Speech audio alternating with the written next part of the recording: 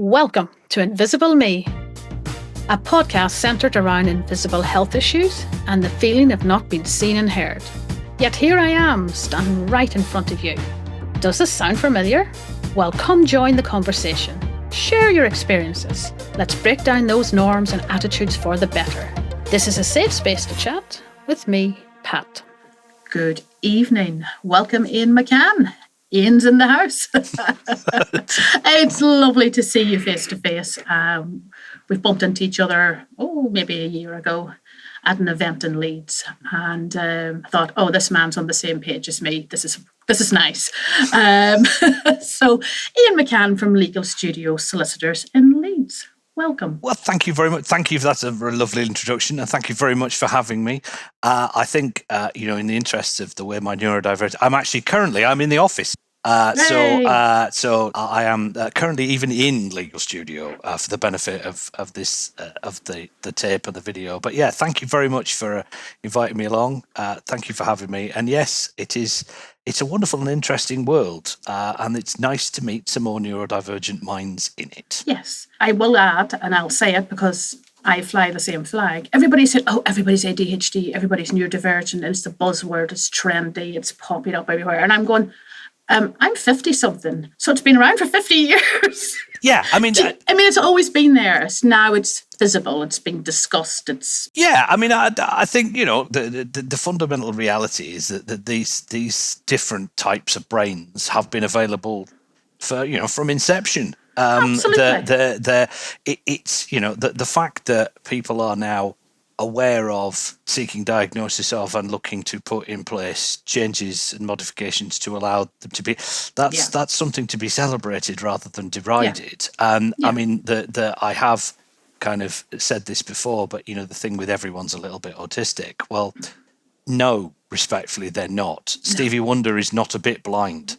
That's a nice way of balancing it out. You either are or you aren't. Correct. It's the same sort of thing, and we can all relate to and understand and have empathy regarding traits, and that's fine. But the thing is, it's for me, awareness. The fact that awareness is a thing and is now clearly moving towards being successful.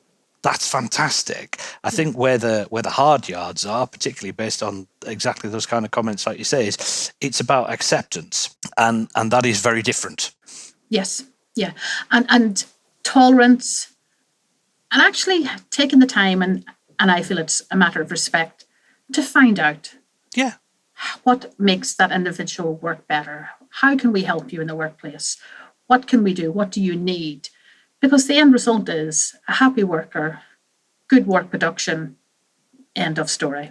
Yeah, and who doesn't want to be, genuinely, who doesn't want to be the best that they can be in work or life? Yeah. And it's one of those things that, in my experience, and I have talked to sort of my own personal lived experience, but also I've delivered training on this in various bits and pieces. There are no adjustments that you can make for your neurodivergent employees or team members that won't also benefit the neurotypical ones. Correct. Like, if you make the adjustment for everyone, then it will work, frankly, for everyone. Yeah. And, ultimately you want to get, like, the aim of the game within the work context is an end product. Yeah. Now, the journey to the end product, I'd like to think we can make that slightly different. Yeah. Some people's will be slightly twistier than others. Some people's will be more straightforward, or some people are more straight rather than necessarily straightforward, or direct or whatever it may be. But having the ability to be curious but not judgmental, to ask those questions and to find out what works best for that individual is fine. I mean, the one thing I would say, is that ultimately, from a legal perspective, we are talking about reasonable adjustments. Now, you can't, the one I always look, you can't, it's not a reasonable adjustment to want to be a deep sea diver but not want to get wet. There are some scenarios where not every role out there will be perfect for every individual. It's irrespective of whether they're neurodivergent, neurotypical, or whatever it may be. Exactly. And so, trying to get a good end product with the right people in place. I don't see that. I mean, I would say this, but I don't see that as a hardship. No, not at all. And I think it's mindset and old school sort of thing needs coming forward and dealing with it, and feeling a bit obliged and pushed into making change. But they're not seeing the end results. It's everybody benefits. Yeah, and look, humans don't like being told what to do. Yeah. But they don't. Yeah. That's fine. I get that. And also there is inevitably in this conversation the question of whether it's effectively cheating or whether it's putting someone at an advantage. Right. The way I talk about reasonable adjustments and change is this. What we're talking about is equality of opportunity. Mm-hmm. We are not talking about equality of end product or result. So if you can give everybody the same opportunity to perform to the same standard, they may not do so. And if they don't do so, well then, it's not a case of, well, we're going to lift them up or the poor performances. No, it's you're taking away the barriers to that performance. Yeah. If it still doesn't work, that's on them. That's okay, and it's on that. Yeah, but if you can't all run the same race with people starting from different positions with different kit in different terrain. So if you equalise the opportunity, and the one I use all the time for that is questions before the interview. Like, we can't give people the questions before the interview. It's cheating. No, it isn't. It isn't. Like, and unless of course the thing that you are looking to achieve from that interview is how quickly can you spontaneously make up answers to really complicated problems? Now, if that is an integral part of the job role, maybe, just maybe, there's a tiny bit of justification. That's different if you're operating machinery and it's health and safety. Yeah. And you have to react. And it's regulation. And there's okay, of course. But otherwise, who doesn't want someone to have the opportunity to prepare a reasonable answer? Yeah. And you can still test for various bits but prepare for exams. It's yes, precisely done thing. Yeah, so we're banning revision, are we? No, right? Okay, it's the same thing. Folk think sometimes that we are different. We're odd. There's something wrong with you, and it's all this negative connotations and attitudes. And I do think now, as you said, social media, the publicity and talking about it more is normalising it. And actually, there's an advantage. I think we're more awesome. I think we're quicker. We solve problems. We look at things differently. We're an asset in the workplace. Yes. Now, however, and this, on my personal, each to their own. Everyone can say whatever they want and identify however they want. From my perspective, I do not personally consider that my autism is a superpower, and there are very good reasons for that. Firstly, my underpants are not on the outside. Secondly, no cape. But thirdly, and most importantly, it's this kind of thing of you can't have those inherent spikes, the beneficial spikes of the spiky profile, without being able to meet the challenges. And I think there is a risk in particularly some of the dialogue around superpowers and in sort of fetishizing and over promoting the neurodivergent, of going, you'll be brilliant, and without necessarily being prepared to or understanding what support will be required to facilitate that. And also the fact that it's, for me, and I can only speak to me, in that kind of monotropist, highly focused, definitely gone down the special interest well of hyper focus on a job. I can't work at that level forever. Like that, if that's the level of performance that you are expecting, then you're a superhuman. Then I will burn. Like I can't give you that. I'll burn out. I'll crash, and I have burned out, and I've crashed, and that's not the thing. And I think the point you made about how the bluntly the stigma attached to it, and the way I describe it for me individually is it's different, not less. And correct. I'm just wired up different. I mean, my father-in-law before he retired was a classic car restorer. He had a very lovely Mark II Lotus Cortina. When you pop the bonnet on the side, there was a sticker and it said, "Caution: this vehicle is wired negative earth." And so essentially, this thing's wired up backwards. Yes. And I took a photograph of that, and that is the best description of the way that I can, basically caution. And I am. I'm just wired up differently. And also, we describe the model of disability that we have is talking about people's limitations and what you can't do. Mm-hmm. Whereas I'm pleased to see that the conversation is moving into what is it that you can do? Yeah. What is it you're good at? Not what is it you're rubbish at? What are you good at? What can you do? What are your skills? What are your benefits? And like you say, in the workplace context, there are you get into tropes, and you get into ridiculous stereotypes of we'll get the autistic bloke to do the spreadsheet. Yeah. Now I am hopeless at maths, hopeless at it, useless.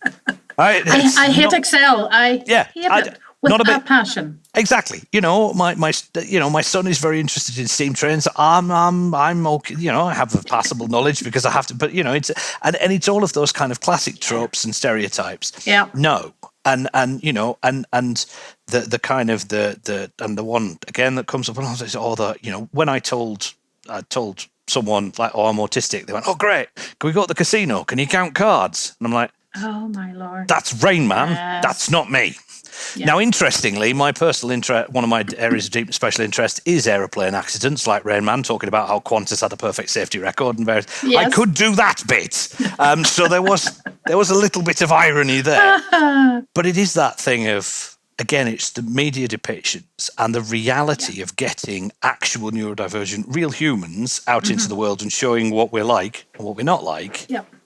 The more of that, the better for me. Yeah. Yeah, it is.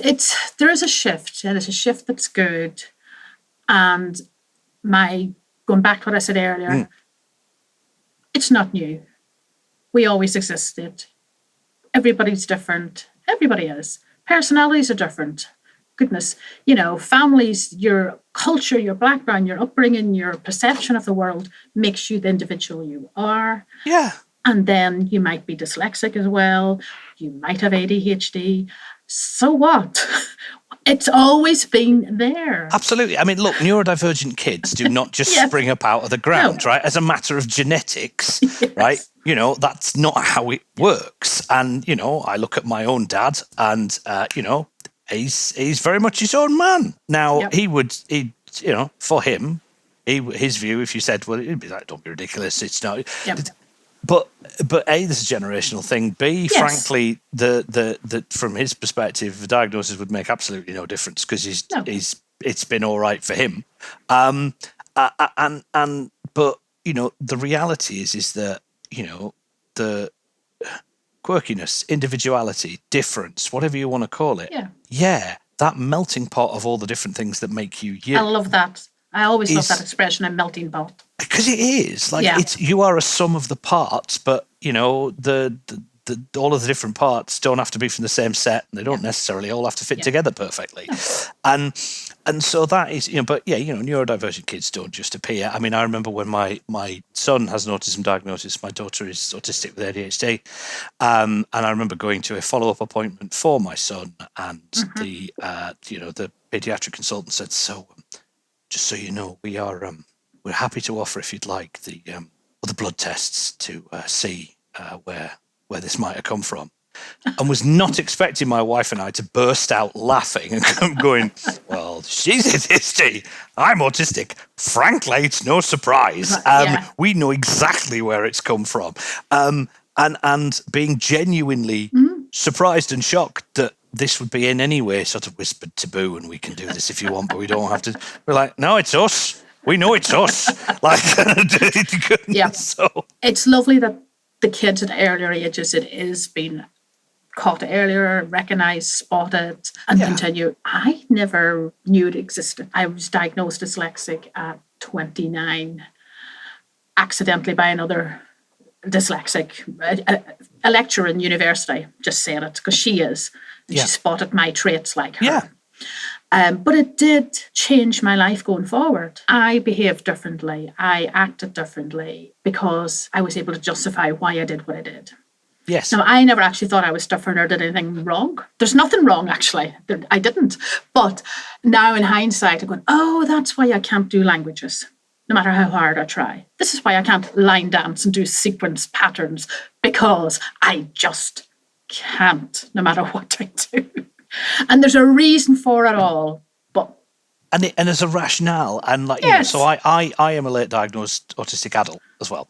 So I got my the short story of this, which I will tell because it bears telling, is so it's 2017. I had a sort of bomb go off in my personal life, not direct family, but very close situation. And I've suffered from depression and anxiety the entirety of my adult life, but it chucked me into a very, very dark place, and I was back, unfortunately, into quite serious and quite repetitive suicidal ideation. And I ended up getting some crisis support, and also sort of after that initial crisis had passed, going back to my GP, who kind of said, "Well, look, Ian, we've for as long as I've known you, we've been treating your anxiety and depression. I'm wondering if that's not a thing in itself. I wonder if that's a symptom." And sort of went through and asked me various questions. What was I like as a kid? How did this? And sort of said, describe your experience. I said, well, look, I feel like the world and I just grate on each other. We just rub each other up the wrong way. And he said, well, look, I'm not qualified to tell you, but you're, I think it would certainly be worth looking to go and see a psychiatrist to talk about potential autism diagnosis. So off I went. I went to go and see a chap called Dr. Graham Hill. Now, if you Google him, not that one, not the guy that deals with psychopaths and serial killers, the one that now works for Calderdale NHS Trust. And I went to see him, and I had, good 3 hours of some various bits and pieces. And he said, I think you are. And for me, it was like someone had put the key in the lock and turned it. Yeah. Because now suddenly all of those things and my experience, and not in a bad, I did very well at school academically. I did very well. There's no point. I had an extremely lovely childhood. I have, I'm afraid to say there are no exciting, tabloid style skeletons in that closet. I just had this weird sort of sense, both as a kid and as an adult, of perpetually being in trouble, because either there was something that I couldn't do that someone was going, how on earth has it taken you this long to work out how to tie your shoelaces and ride a bicycle? It's easy. Or the flip side of someone going, well, do this. And then I'd go, there we go. And they'd be like, well, don't be ridiculous. You can't possibly have done it in that time. And then having looked at it and gone, no, he has. Oh. Well, anyway, you can't, but you must have cheated. In some way you must have cheated. So that forever sense of being wrong and the world and I grating on each other, well, now it makes sense. Yeah. And, it's only 10 years next year. And, I've spent almost that decade starting to unpack it and working out what it means. I'm not at the end of that yet. I probably won't ever be. No. But it made a lot of stuff make sense. Correct. Yeah. I feel exactly the same. I'm not diagnosed. I haven't done the test. I'm just researching it and reading and going, yep. I tick all the boxes. Yeah. I'll get around to it. But it's that, as you said, there's just a change in everything about you and moving forward once you know, and you can say, that's why. And then I kind of go, so what? And then I crack on with life anyway. It isn't bother me. I'm still Pat. I haven't changed. Precisely. And it's about, for me, it was about giving myself permission to accept my own limitations and strengths and to be able to say that isn't so, that wasn't, I'm not rubbish at this for want of trying. Correct. It's not about dedication or discipline or effort or whatever. There's just, it does not matter how hard I apply myself, it will make no difference. Yeah. That will not be a thing that I can do. And likewise, there will be some things where it will feel like I'm flying, and I will enjoy it so much that 4 hours will go by and I won't eat, drink, or notice. and there we go. And that's okay. That's okay. That's how it is. It really is. Well, you said you felt maybe you're always in the wrong, or somebody's going to quickly tell you you're doing something wrong. For me, it was, I personally thought I was sick. I was self-persecuting because I tried so hard to pass the damn exams in school. In Ireland, it was the Leaving Cert, which is the equivalent to the A-levels.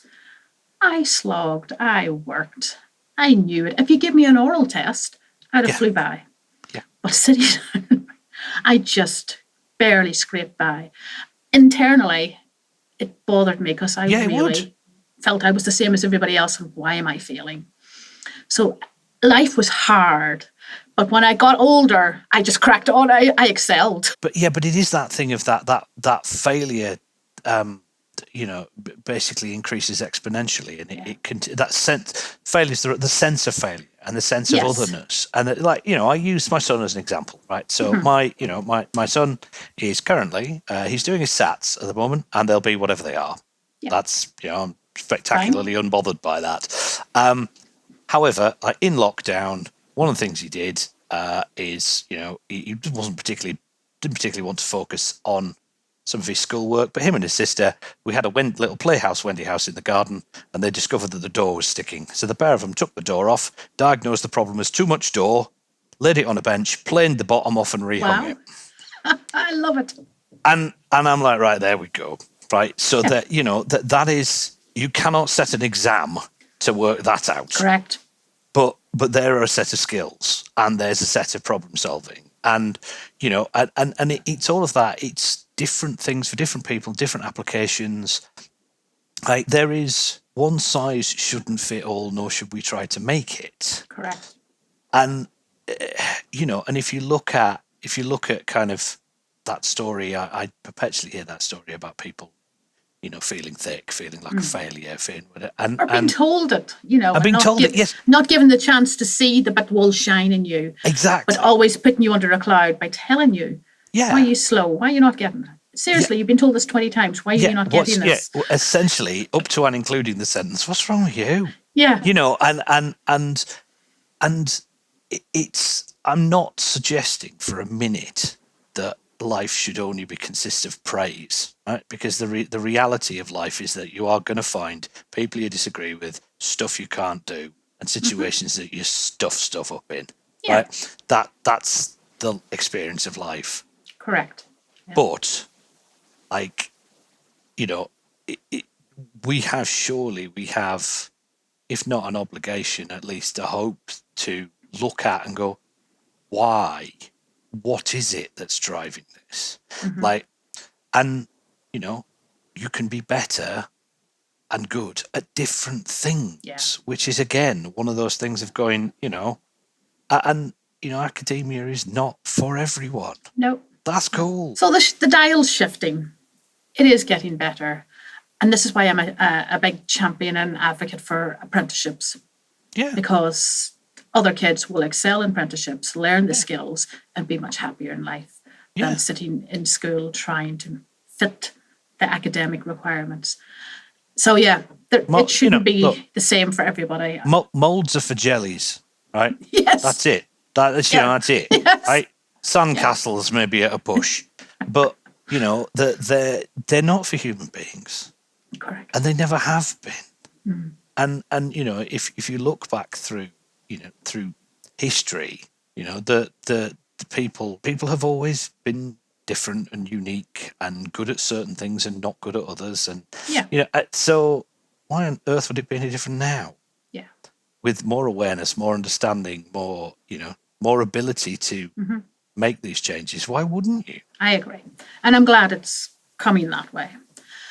Just to sum up, because we could talk for hours. I suspect we could. We could have the 4 hours. I do apologise for that. No apology needed. It's so interesting because it's us.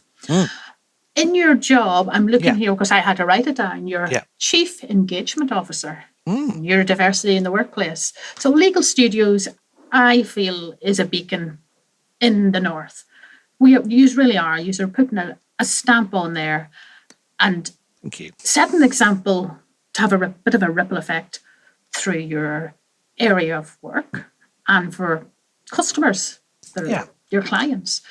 And your experience, it must be seen. Your clients must see the difference, the tolerance, the different approach, the different way of looking at things. I'd like to think so. I believe so. I mean, I think the kind of the genius of the idea is really not so. Credit where it's due. So Matt, one of my co-directors and shareholders, Matt founded Legal Studio, and I came along very shortly thereafter as a consultant and thought, I like this guy and I like this idea, and I made him an offer that probably every day now he wishes he's refused because I've ruined his plans for an easy life. But we exist to help lawyers enjoy work. Yeah. And that the reason why, enjoyment is it's sort of almost a dirty word in the legal profession. But if you think about it, what we found is that the route to enjoyment is autonomy and humanity. Mm-hmm. And, to Steve Jobs' quote about why hire intelligent people and tell them what to do, I'm not sure that necessarily the law as a sector is caught up on that quite yet.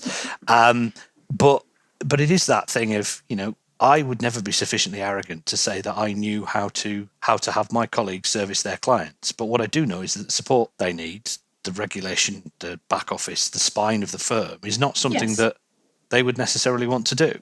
And also, it is about, and our sort of strapline is law made human, because the idea of this is that, you don't want, or at least I don't think you don't want the same solution for every different problem or for every different client. You want someone, your lawyer, to be able to be basically fulfilled, engaged, interested, properly remunerated, but have the autonomy and ability to do the right thing vis-a-vis you as the end user client.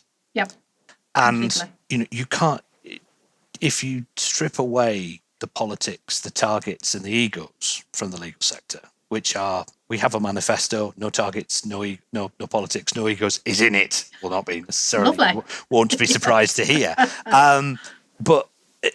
But it is that thing of, if you support the human and you let them do it their way, then what you get is a happy lawyer. And happy lawyers are better lawyers. They're better for themselves. They're better for their family, their friends, everyone in their circle of influence. But they're also better for their clients because they can actually engage with their clients. You can get a deeper understanding of what it is they need, how it is they want. You can be flexible on fees, on structure, on how you do things, on how you deliver the advice. Yeah. Because ultimately, and I've said before, the whole molds are for jellies things. Yeah, they are. Because no lawyer that I have ever met decided to be a lawyer or graduated from law school going, what I really want to do is exactly the same thing over and over again. They don't. And I remember at law school, I helped with kind of writing, being part of the law school review. And one of the biggest laughs of the night was from a line from when it was, we're lawyers, we're going to help people. No, really, we're going to help people. Yeah. And I didn't write that. I can't take any credit for it. But it was that thing of, well, that's just ridiculous, isn't it? No, it's not. And Matt and I both at various different times in history and life both trained at very large law firms. We like the law. We're good at it. What we didn't like was how we were made to deliver it. And fundamentally, we didn't like being told what to do, really, if we were honest. But told what to do without good reason.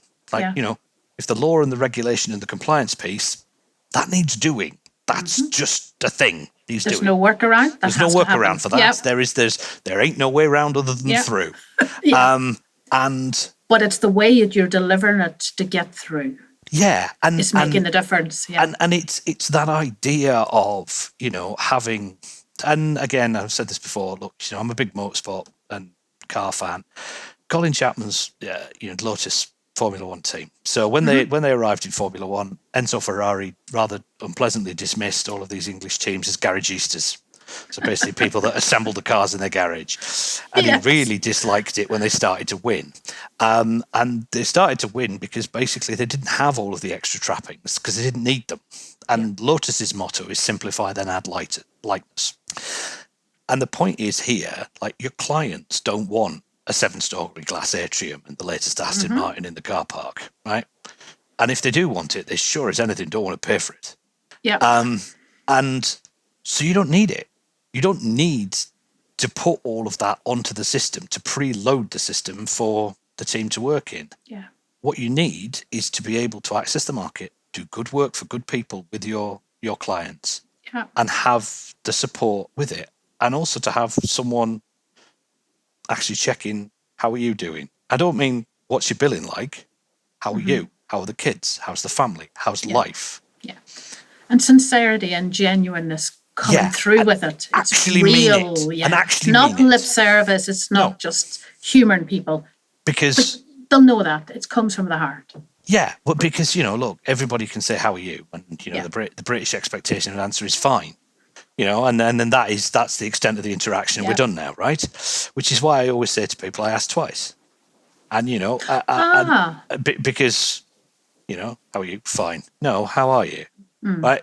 Because I actually want to know. I'm not asking this for convention. I'm asking it for a purpose. And having that, and the only way, in my opinion, other opinions are available / recollections vary depending on which option you want to go with. But in my opinion, the only way that you can genuinely foster that is openness at the top.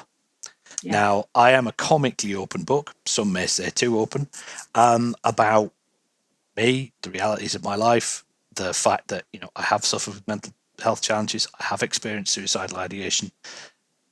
And, fundamentally, we do what we do. The reason we set up Legal Studio is I do it for me. Not me now, but me then. Yeah. That really lost, broken, confused lawyer who was really bloody good at what he did, but didn't ever think that he would be able to do that because there was nowhere that he fitted. Yeah. And there was nowhere that he could accommodate doing it his way. Now, we wanted to build something for that guy, that lady, that person. Yeah. There's more of those. And look, we ain't perfect. We aren't the finished article. I've got a list of wallpaper with all the things I've screwed up in the past, and I will continue to screw things up in the future. And we didn't invent this model. We haven't perfected it. We just have our version of it. Yes. And we are not for everybody, and that is okay. But for those that it resonates with, I think we have a pretty decent offer. You certainly do. I have heard it on the grapevine, literally. And I've seen it, heard it. But no, just for what you're saying and how you conduct yourself, you and Matt, it's going to have that ripple effect. And it's wholesome, it's real, and it's sincere. Thank you. What more do you want? Put a bow on it, and I'm very happy. Well, thank you. Look, I'm afraid to say, going back to the very top of this, I do not know how to be anybody other than me. Yeah. I'm sure that at some point in my life it would have suited me very nicely to be able to be someone else other than me, but I've never been able to do it. And so, right, wrongly, or indifferently, this is the path that we've chosen. Yeah. For those that it fits with, it's great. For those that it doesn't, well, that's cool, And terrifyingly, I've now been doing this 12 years. Now, I can't have been, obviously, because I'm not old enough. But long may it last. And here's to the next 12 and the next 12. And then at that point, hopefully... Yeah, maybe I'll stop at that point, maybe. Might have to pack in at some point, I'll give you a call. I'll remind you. It's time to... Thank you. Yeah, it's probably time to trying to pack it in now. Yeah, we've heard more than enough from McCann. Thank you very much. Yeah. Just go now and watch your motorsports to your heart's content. And all day, every day. Exactly. Sounds like a great plan. I like that. It's a nice retirement plan. Ian, we will talk again because there's more to add, and I would like our listeners to send in some questions because there will be people just like thee and me, or just people that'll go, me too, I want to ask this, I want to ask that. That would be lovely. I would love you to come back and answer some guest questions, talk a bit more about not being invisible in an invisible world of invisible health and wellness. It's not so visible because folks like you and me are talking about it. And we're making it a little bit better in our way where we can. Yeah. And look, there's no right way to do it. There's no wrong way to do it. And certainly I have delivered the message in a suboptimal manner on several occasions, stuffed it up and all the rest of it. But it is that thing of let's just be us. We're just us. There's nobody else available. Correct. We're just us. And I will say we're both awesome. I'm saying it for us. I agree. But on the back of that, thank you for your openness, your honesty, and sharing some difficult things as well.